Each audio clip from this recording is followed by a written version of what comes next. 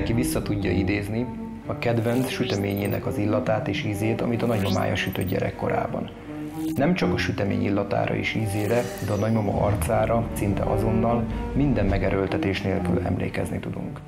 Egy ilyen csodálatos emléknyom még érzelmi reakciókat is kivált belőlünk. Ezen képességeink mind az agyunk, vagy más néven a központi idegrendszerünk működésének a következménye. Több száz éve foglalkoztatja a tudósokat, hogy megértsék, hogy az agyunk milyen módon képes ezen tevékenységeket elvégezni. Santiago Ramón y Cajal és Camillo Golgi által kifejlesztett impregnálási technikával az agyunkat felépítő sejtek, vagy más néven neuronok sokféleségét és kiterjedt nyúlványrendszerüket leírva megteremtették az alapjait a modern neurobiológiának. Ismertté vált, hogy a génjeink által kódolt fehérjék jelentős része csak a központi idegrendszerben, az agyunkban található meg, ahol speciális funkciók kialakulásáért felelősek. Ez új lehetőségeket és kihívásokat jelentett a neurobiológiában. Ez volt az az időszak, amikor tanulmányaimat az Oxfordi Egyetemen elkezdtem Somogyi Péter professzor úr irányítása alatt. Itt az érdeklődésem középpontjában a idegsejtek közötti pici kapcsolatok, az úgynevezett szinapszisok molekuláris összetételének megértése volt. Ismeretes, hogy ezek a szinapszisok az agykéregben, ezek különböző erősségűek, és az erősségük megváltozása felelős a memórianyomok kialakulásáért. Kutatásaimat a londoni és a Los Angeles-i egyetemen professzor Stuart Kulkarni és Módi István irányítása alatt folytattam, ahol a szinapszisok működését élettani módszerekkel vizsgáltam. 2000-ben tértem haza, és alapítottam meg kutatócsoportomat az MTA Kísérleti Orvostudományi Kutatóintézetében.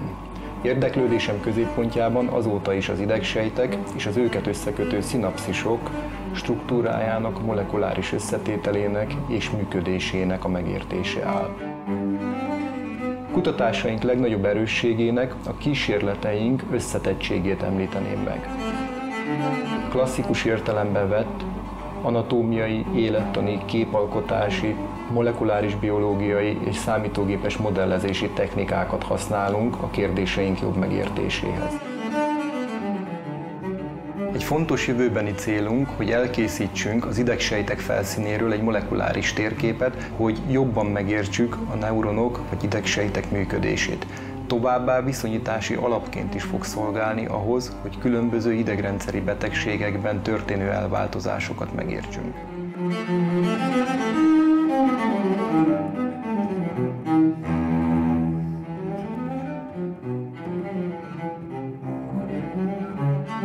Fontos megemlíteni, hogy a tudományos eredményeink mind-mind tehetséges és motivált diákok és kutatók együttes munkájának az eredménye.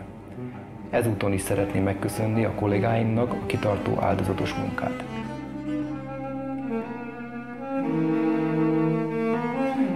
Kutatómunka számos más munkához hasonlóan teljes koncentrálást és odafigyelést igényel.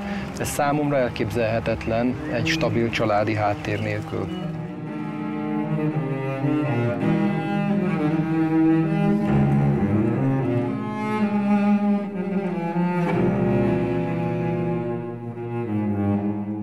A pszichiátriai és neurológiai betegségek egyre nagyobb terhet jelentenek az elöregedő nyugati társadalmakban, remélhetőleg egyre gyorsabban, nagyobb sebességben fogunk haladni a célunk fele, hogy megértsük az agyunk működését.